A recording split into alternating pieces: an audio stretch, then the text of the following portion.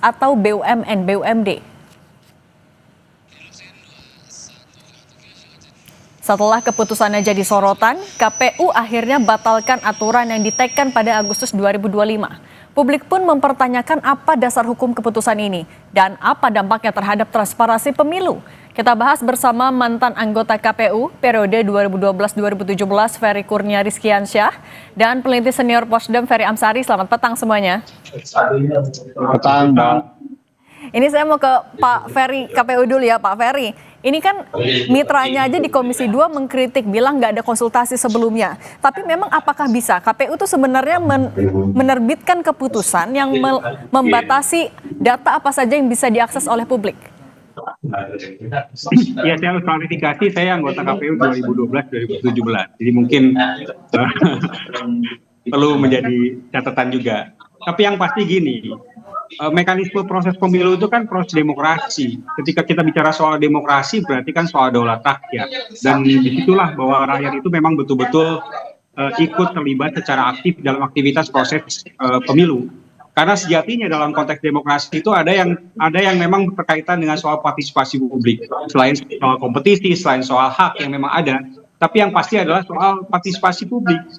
Nah, oleh karena itu terkait dengan soal ini, harusnya produk-produk yang memang dikeluarkan dalam konteks aktivitas proses pemilu itu memang harus terbuka. Jadi pada ruang-ruang seperti itu, selain soal hak warga negara, partisipasi publik yang ada, ini kan menjadi bagian dari menjalankan fungsi sebagai good transparent government yang memang ada. Jadi ini menjadi poin yang sangat penting dalam konteks aktivitas proses pemilu. Jadi prinsipnya, Mbak, yang paling penting itu adalah bahwa seluruh dokumen itu adalah terbuka, kecuali yang dikecualikan. Nah, yang dikecualikan itu apa? Nah, tentunya nanti ada hal-hal yang memang harus ada dikecualikan. Kalau di era Anda saat itu selain rekam medis apa saja, Pak Ferry? Kenapa? Di era Anda selain rekam medis yang dikecualikan itu apa saja?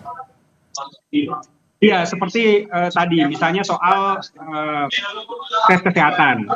Kalau tes kesehatan dia sehat atau tidak sehat itu kan tidak problem. Tapi ketika itu sudah terkait dengan soal rekam medis itu kan itu dikecualikan seperti itu. Okay. Atau misalnya raport ijazah kan mungkin nggak ada persoalan itu disampaikan kepada publik, tapi dalam konteks nilai-nilai mungkin itu dikecualikan. Oke, nah kalau dari menjadi poin yang penting untuk diinformasikan kepada publik. Oke, nah sekarang saya mau ke Bung Ferry. Bung Ferry, kalau secara timeline ini kan sebenarnya tidak ada pemilu dalam waktu dekat, tapi ditekan pada bulan Agustus kemarin. Nah, kemudian melihat momentumnya, Anda melihat ada kejanggalan nggak dari penerbitan yang sampai akhirnya hari ini dibatalkan? Ya pastilah. Satu, bahwa kita tahu semua ada kasus perbuatan melawan hukum, gugatan perdata di Pengadilan Negeri di Jakarta yang membahas soal syarat ijazah seorang calon presiden 2024 yang lalu. Artinya akan ada potensi penyelenggara pemilu dipanggil untuk membuktikan dokumen pendidikan ijazah yang ada terkait perkara itu. Kalau undang-undang ini dijadikan tidak dicabut hari ini, maka dengan alasan undang-undang peraturan itu, peraturan KPU, maka KPU bisa menghindar untuk memberikan alat bukti di pengadilan. Meskipun KPU dalam keterangannya menyampaikan ini tidak ada hubungan dengan satu orang karena berlaku umum, di sanalah salahnya. Peraturan yang bersifat erga omnes yang untuk semua orang ternyata hanya menguntungkan segelintir orang yang kemudian berperkara. Nah, karena publik sedang sangat kritis ya, tentu KPU khawatir kalau ini kemudian menggelinding dan akan sangat sensitif ketika sebuah peraturan KPU berkaitan dengan upaya melindungi pembuktian di sebuah pengadilan. Jadi itu sebabnya wajar juga dicabut, kalau tidak tensi publik akan naik lagi.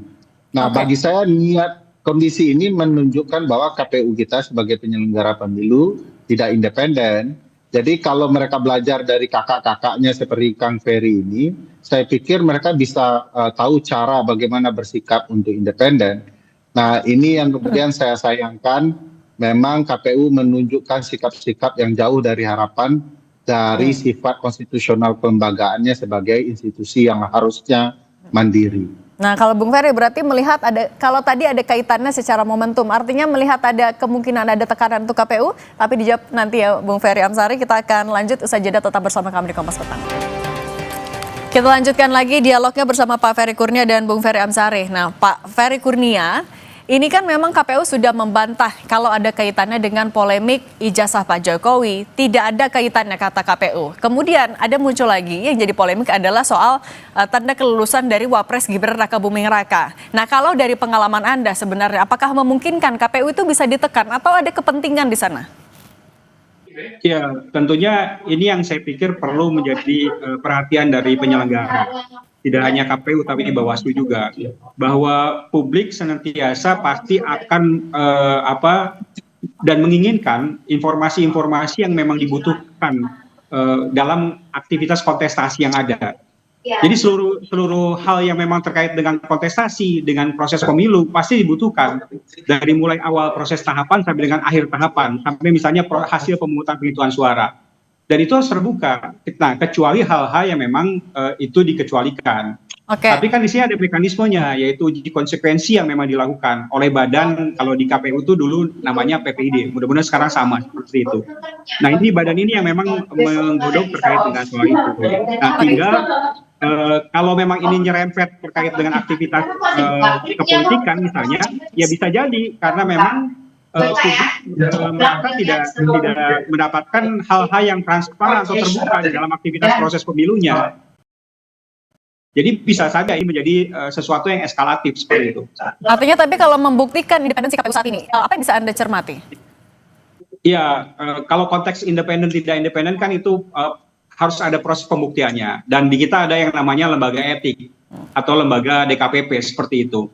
Tapi yang pasti adalah kalau toh memang menuju ke arah sana, karena kita harus dipagari bahwa penyelenggara pemilu itu selain independen memang betul-betul harus berintegritas. Nah, oleh karena itu itulah yang memang ada. Nah, dalam konteks sisi integritas itu, satu aspek yang sangat penting itu adalah soal transparansi. Makanya kenapa misalnya teknologi masuk, buat apa? Buat mendukung transparansi tersebut. Maka kenapa misalnya setiap dokumen-dokumen yang memang diperlukan oleh publik itu harus disampaikan kepada publik. Kan seperti itu mekanisme yang saya pikir untuk memagari. Ketika misalnya ada hal-hal yang itu di luar itu, maka bisa jadi publik bertanya-tanya, ini nggak independen atau nggak ada hal yang memang lain yang perlu menjadi catatan dari penyelenggara pemilu itu. Akhirnya banyak persepsi juga. Nah, kalau Bu Ferry Amsari, lagi-lagi melihat momentumnya ini ditekan Agustus, lalu dalam waktu 1 bulan akhirnya dibatalkan karena ada kritik keras dari publik juga. Anda melihat ada indikasi pelanggaran tidak dalam waktu dari ini diteken sampai akhir hari ini dibatalkan? Ya, nanti tentu harus ada proses yang fair ya untuk membuktikan itu. Tetapi saya melogikakannya sangat menarik. Misalnya perkara di pengadilan negeri itu perdata perbuatan melawan hukum soal ijazah. Ijazah itu muncul karena adanya status persamaan paket C. Karena ada ijazah kursus berbahasa Inggris di luar negeri. Nah, logika yang menarik, biasanya kalau saya kursus bahasa Inggris di luar, itu tidak mungkin disamakan dengan paket C, karena paket C itu kan tidak hanya belajar bahasa Inggris. Nah, sekarang timbul tanda tanya, kok disamakan ya? Apa yang menyebabkan itu disamakan? Pertanyaan lebih menarik penyelenggara adalah, kenapa penyelenggara tidak melakukan cross-check ya? Apakah benar boleh ijazah yang disetarakan paket C berasal dari kursus bahasa Inggris di luar negeri. Nah, ini nanti tentu harus dielaborasi ya di dalam proses persidangan. Apakah KPU menyadari bahwa proses penyetaraan itu bermasalah? Kan mereka harus membuktikan itu tahapan-tahapan. Kalau ternyata KPU mengabaikan sesuatu yang seharusnya patut diduga bermasalah, maka bisa saja ada dugaan bahwa KPU tidak mandiri, mereka disusupi kepentingan politik. Nah, itu sekali lagi itu proses pembuktian. Dan mudah-mudahan nanti di pengadilan itu akan terbuka tuh. Kenapa kemudian itu diperbolehkan oleh KPU? Padahal itu pakai C yang disetarakan hanya karena kursus bahasa Inggris di luar. Karena logikanya tidak mungkin itu boleh disetarakan. kenapa kemudian KPU mengabaikan hal-hal yang kemudian perlu kemudian ditelaah oleh KPU. Nah, sekali lagi tentu ini supaya fair juga bagi KPU, KPU diberi ruang untuk membuktikan. Cuman bagi saya ini ada logika yang bertabrakan yang memperlihatkan sesuatu telah terjadi dalam proses pencalonan kemarin. Jadi ini akan menarik ya, KPU-nya memperbolehkan sesuatu yang terlarang, Mahkamah Konstitusinya membuka jalan, dan kemudian terjadilah sesuatu yang tidak masuk akal.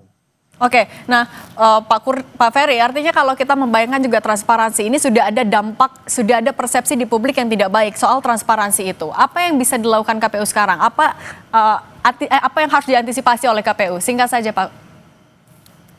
Ya, tentunya yang harus diantisipasi oleh KPU segala hal yang memang terkait dengan soal regeling dan basicing, aturan ataupun keputusan, itu betul-betul harus mencerminkan sesuatu yang memang bisa dibuka oleh publik, dan itu harus betul-betul ada uji publik yang memang dilakukan. Ini yang memang menjadi poin yang sangat penting, sehingga nanti tidak ada satwa sangka yang memang muncul kepada lembaga yang memang menangani proses pemilu.